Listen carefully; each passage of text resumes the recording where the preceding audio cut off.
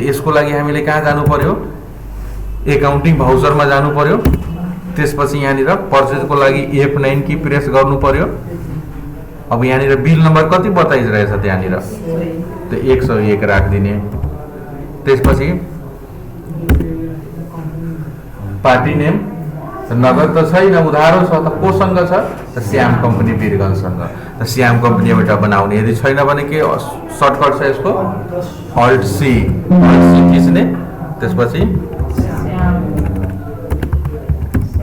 Shyam company Birgunj एड्रेसमा लेख्न सकिन्छ। यहाँनिर जहाँको छ त्यो, यहाँ सन्ड्री क्रेडिटरभित्र अथवा यसको अन्डरमा जुन सब ग्रुपहरू बनिएको हुन्छ त्यहाँ राख्न सकिन्छ। अहिलेको लागि युएस नो सोधिरहेछ भने नो गरिदिनु। वीरगन्ज यहाँ पनि राख्न सकिन्छ। ठिक छ। यसको पान नम्बर भ्याट नम्बरहरू दिइरहेको हुन्छ ओरिजिनलमा, त्यो राख्न सकिन्छ। सेभ भयो। त्यसपछि अगाडि बढ्छु। अब यहाँनिर के गर्ने हो, अल्ट सी। पर्चेज छ भने पर्चेजै भित्र पर्छ, ग्रुप पनि पर्चेज एकाउन्ट नै राखिदिने।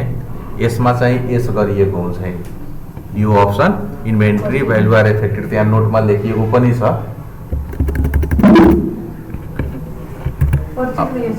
पर्चेज सेल्स, सेल्स रिटर्नमा इन्भेन्ट्री भ्यालु आर एफेक्टेड एस गर्नुपर्छ।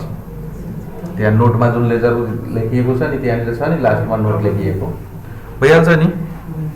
त्यसपछि यहाँ अब कुन कुन प्रोडक्ट चाहिन्छ त्यो प्रोडक्टहरू, त प्रोडक्ट पनि छैन हामीसँग, त के गर्छौँ, अल्ट सैमसंग टिभी 21 इंच। अब यो कसको अन्डरमा जान्छ, यो पनि छैन केही पनि, त के गर्नुपर्छ, त जुन चाहियो त्यो अल्ट प्रेस गरेर यहाँ बनाउने, सैमसंग टिभी।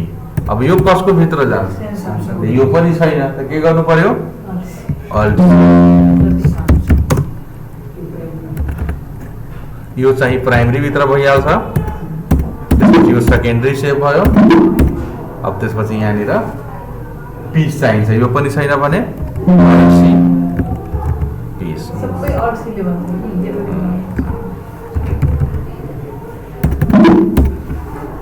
भइहाल्छ। यसरी बनाउन सकिन्छ। अब यहाँ जति क्वान्टिटी छ, कति छ त 2500, अनि कति रेटमा छ, 2500, 15,000, 2200।